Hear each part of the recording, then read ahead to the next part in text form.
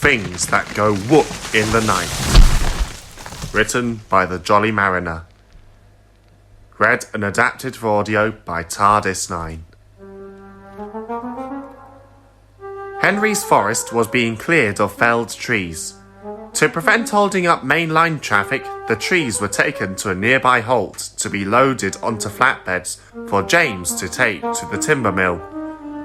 The halt had been abandoned for many years and was covered in mould and ivy. "Oh, this place gives me the willies," James would mutter. One evening, James went to pick up another train of logs, but he was so distracted with the halt that he didn't notice a stray log on the line. With a loud thump, James's front wheels came off the rails. His crew went for help and returned quite soon. "Edward's bringing the breakdown train in the morning," they said. "Morning?" fumed James, but there was nothing he could do. Night came, and James was starting to feel uncomfortable. He began to feel he wasn't alone.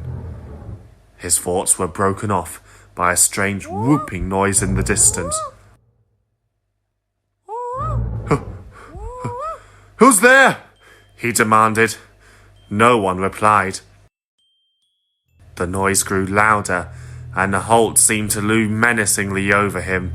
Frightened, James closed his eyes tight.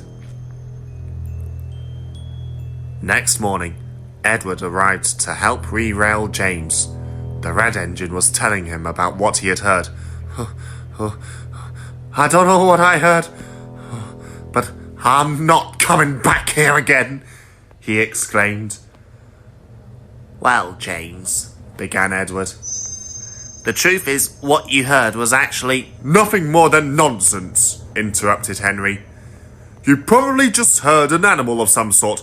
Stop being such a scaredy engine." James was furious. "If you're so brave, why don't you pick up the logs instead and see for yourself?" "All right then," said Henry smugly. "I will." That night, Henry arrived at the halt. "Nothing to it," he scoffed. As the workmen loaded his flatbeds, he listened for any strange sounds.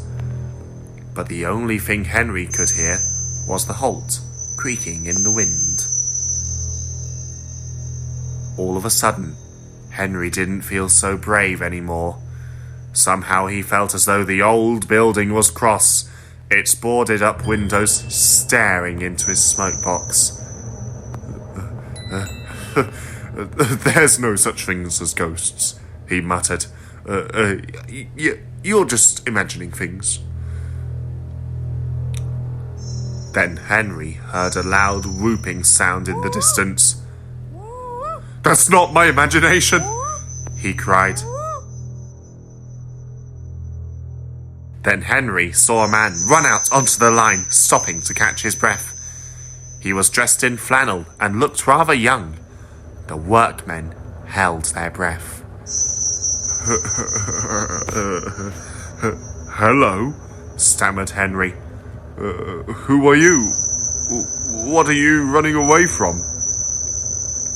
The man didn't reply. Suddenly, a light flicked on inside the halt and began to move, its ominous glow accompanied by the sound of footsteps. At once, the man let out the same whooping noise from earlier and ran back the way he came. Henry was speechless and raced back to the sheds. James and Edward were resting in the sheds when Henry hurried in, shaking like a leaf. "Scaredy engine," scoffed James, but he spoilt the effect when Edward shot him a stern look. "What happened, Henry?" asked the old engine kindly. Still shaking, Henry told Edward what he had seen. "I don't know what I saw, but I'm sure that halt is haunted," he quavered. Edward sighed. "Well, you're not wrong," he said. "There's a reason that halt's been abandoned for so long." James and Henry fell silent. Many years ago, loggers used that halt to transfer logs from their camps onto our wagons. One day, a new lumberjack came to start work. Unfortunately, after a dispute with a rather villainous group of loggers, they decided to enact revenge, and one night, they chased the man into the woods. The man whooped loudly to hopefully attract the attention of anyone nearby. Oh, but no help came. The next day, an engine found the man's body in a nearby river.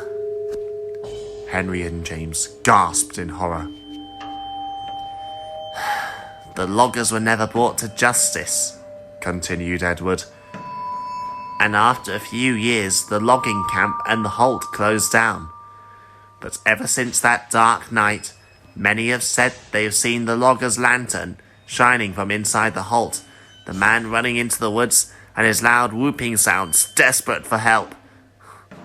Sadly, help never comes. James and Henry were speechless, and as the moon shone high in the starry sky, a familiar, unfortunate whooping sound could be heard in the distance.